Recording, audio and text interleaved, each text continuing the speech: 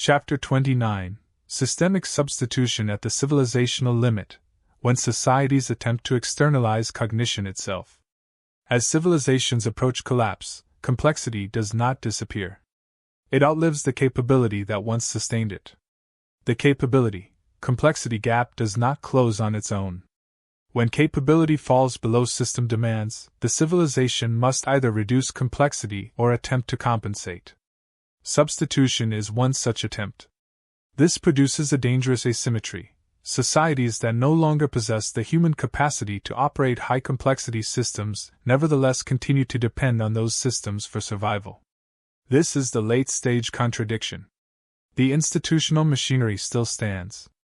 The cognitive base that once animated it is thinning faster than it can be rebuilt. At this stage, societies do not rebuild capability first. They attempt to substitute for it. Where judgment once governed, automation is installed. Where skill once coordinated systems, algorithms are deployed. Where human interpretation once mediated reality, models are elevated to authority. These substitutions are not innovations in the civilisational sense. They are survival prosthetics, external supports erected to preserve the outward shape of a system whose internal intelligence has already decayed. This chapter examines that terminal substitution. It does not treat it as salvation or catastrophe. It treats it as structure.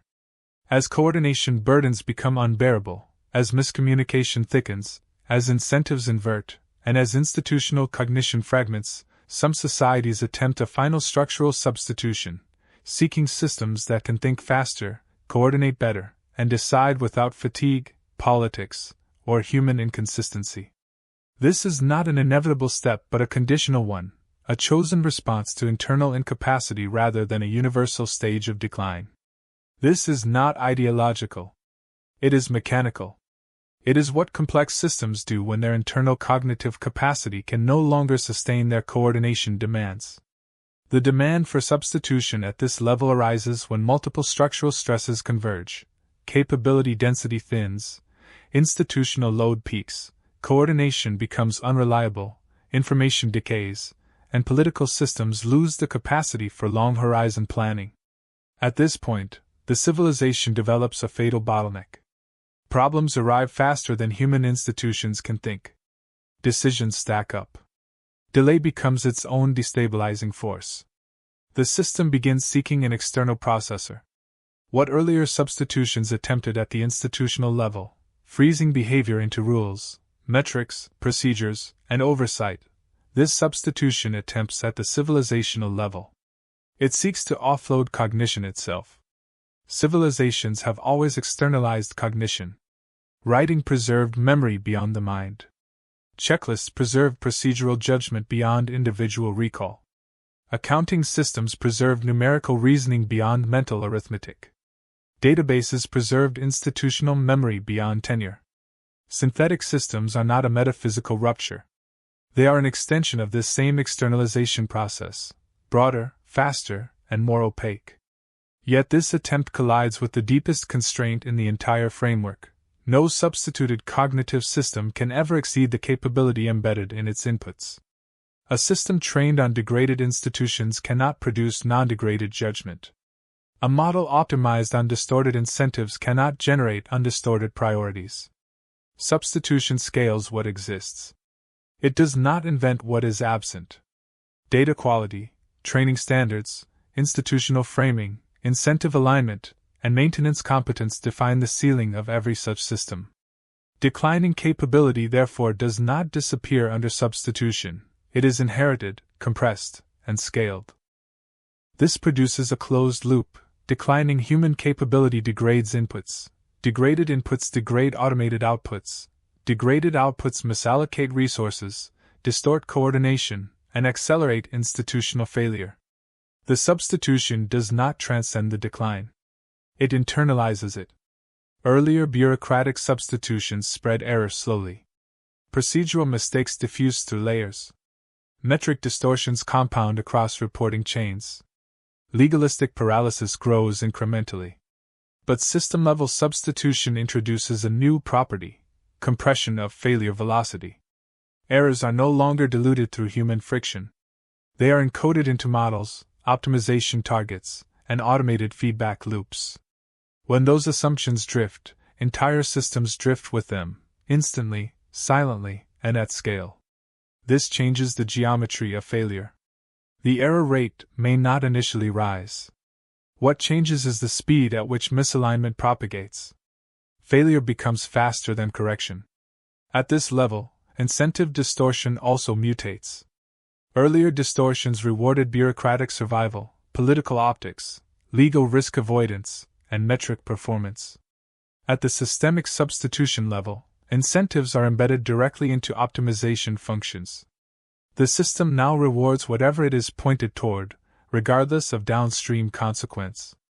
This is not malice. It is arithmetic. What was once bureaucratic goal displacement becomes algorithmic goal displacement. The distortion is no longer rhetorical, it is mathematical. These systems appear irresistibly attractive because they offer exactly what late-stage civilizations have lost: speed, coherence, legibility, and apparent objectivity. They generate clean dashboards where institutions once produced noise. They offer predictions where politics once produced paralysis. They remove friction where human coordination once stalled. In a decaying system, this feels like rescue. But legibility is not truth. Optimization is not wisdom. Speed is not coordination. Consistency is not correctness. These systems feel rational even as they quietly inherit the structural pathologies of the civilization that built them. At this boundary condition, the civilization encounters a new illusion of control. It believes it has escaped the limits of its own capability. In reality, it has simply hidden those limits behind a layer of synthetic cognition that is fed by the very institutions already in decay. This is where a more intimate failure mode emerges, one rarely visible in historical precedents, but now unavoidable. When human capability declines inside institutions, judgment weakens, but reality still exists outside the system to correct errors through friction, resistance, and failure. When cognition itself is substituted, the correction mechanism weakens as well. Errors no longer collide with reality immediately. They circulate internally, reinforced by the system's own outputs. This creates the conditions for self-referential cognition, a system that increasingly learns from its own prior inferences rather than from external reality.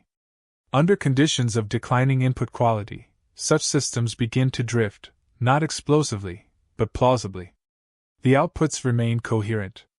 The language remains confident. The reasoning remains fluent. What is lost is not intelligence in form, but alignment with truth.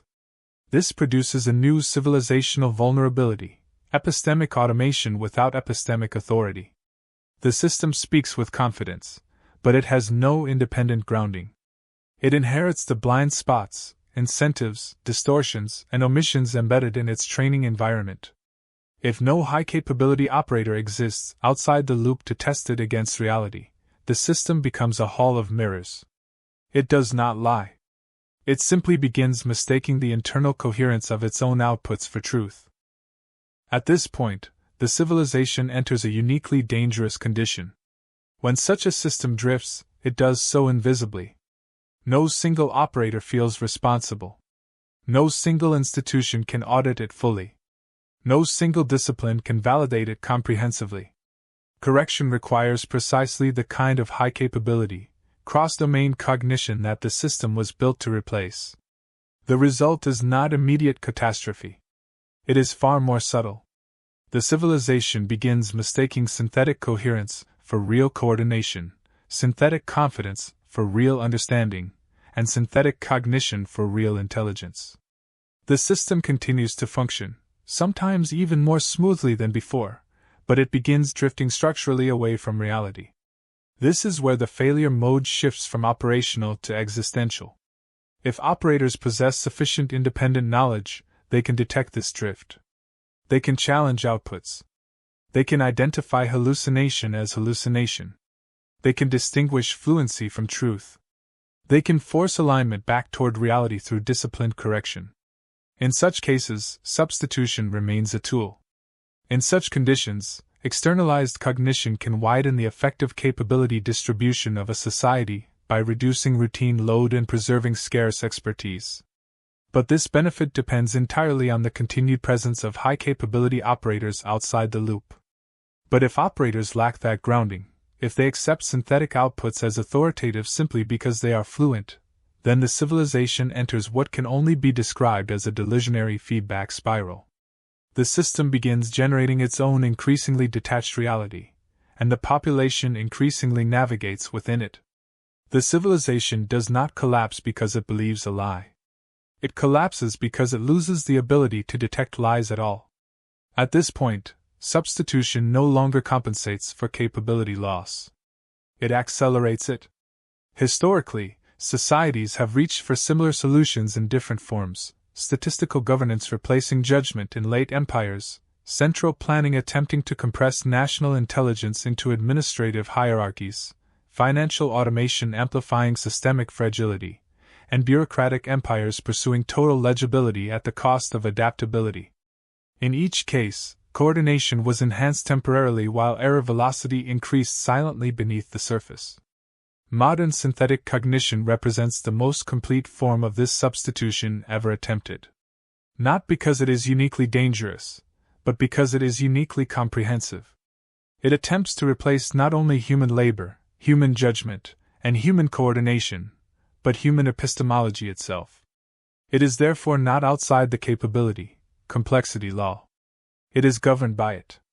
At this boundary, systemic substitution does not cancel collapse dynamics.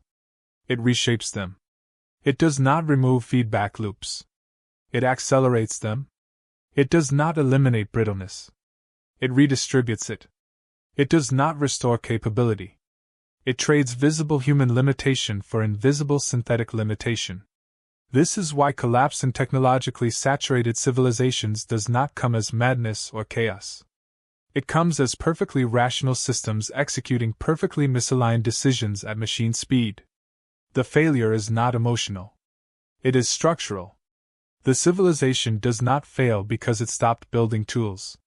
It fails because it forgot that tools cannot replace the capability required to use them wisely. Substitution does not restore capability. It merely delays the reckoning that genuine rebuilding requires. Artificial coordination can preserve surface order for a time, but it cannot regenerate the human foundations upon which stable complexity depends.